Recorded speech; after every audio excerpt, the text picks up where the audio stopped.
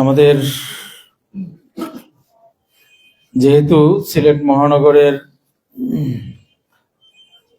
সাবেক সেক্রেটারি মাহমুদুল হাসান ভাই কেন্দ্রীয় দায়িত্ব পালন করবেন, ওনাকে বাদ রাখা হয়েছে। আমি বলেছিলাম যে ওনাকে কেউ ওনার নাম লিখবেন না, তাও 2-3 জন লিখছেন।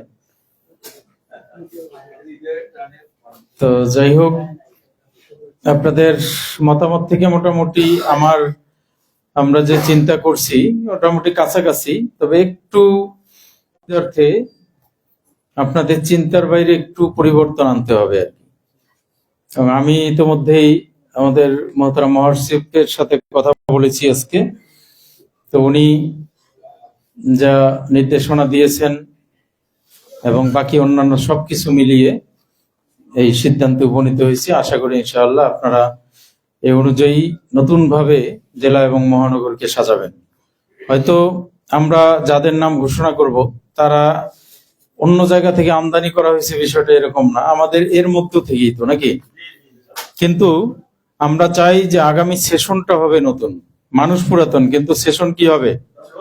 সেশনটা নতুন ভাবে, নতুন উদ্দীপনায়, নতুন কার্যক্রম, নতুন পরিকল্পনা নিয়ে আমরা ইনশাআল্লাহ সিলেটকে, যেমন লন্ডনে সবাই সিলেটকে চিনে, সারা বাংলাদেশের মানুষ যাতে সিলেটকে চেনে ইনশাআল্লাহ।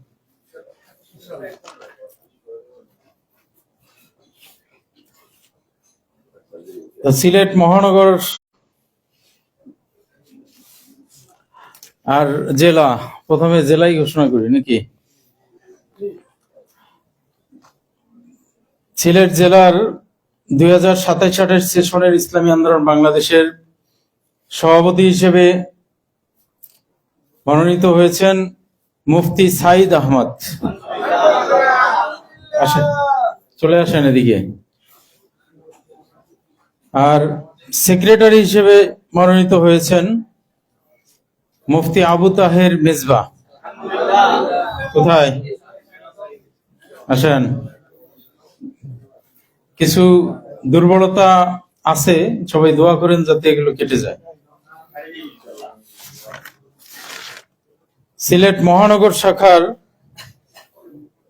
সভাপতি হিসেবে দায়িত্ব পেয়েছেন মোহাম্মদ রিয়াজুল ইসলাম,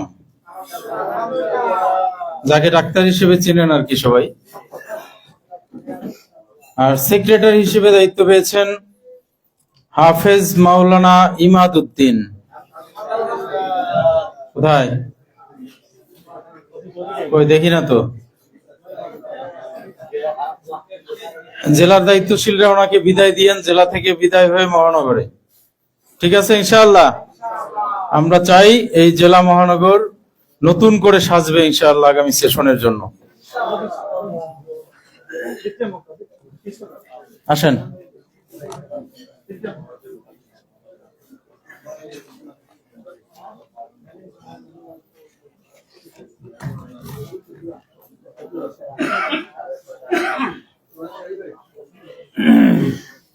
বিসমিল্লাহির রহমানির রহিম। আমি, যার নাম বলে, ইসলামী আন্দোলন বাংলাদেশ শাখা বলেন, দায়িত্ব নিযুক্ত হয়ে আল্লাহ তাআলাকে সাক্ষী রেখে ওয়াদা করছি যে আমি আল্লাহ তাআলার সন্তুষ্টির উদ্দেশ্যে আন্দোলনের সম্প্রসারণ, মজবুতি অর্জন ও মূল লক্ষ্য হাসিলে সর্বাত্মক প্রচেষ্টা চালাবো। আন্দোলনের নীতিমালা ও নিয়ম শৃঙ্খলা যথাযথভাবে মেনে চলব। আন্দোলনের নীতিমালা ও নিয়ম শৃঙ্খলা যথাযথভাবে মেনে চলব। আমার উপর অর্পিত দায়িত্ব ও আমানত যথাযথভাবে পালন করব। আল্লাহ তাআলা আমাকে এই ওয়াদা পালন করার তৌফিক দিন, আমিন। আল্লাহ তাআলা কবুল করুক। সবাই দরুদ শরীফ পড়ি। আল্লাহুম্মা সাল্লি আলা সাইয়্যিদিনা ওয়া নাবিয়িনা ওয়া শাফিঈনা ওয়া হাবিবিনা ওয়া আলা মুহাম্মদ সাল্লাল্লাহু আলাইহি ওয়া আলা আলিহি ওয়া সাহবিহি ওয়া বারাকা ওয়া সাল্লাম। আমাদের সাবেক সভাপতি দোয়া করুক।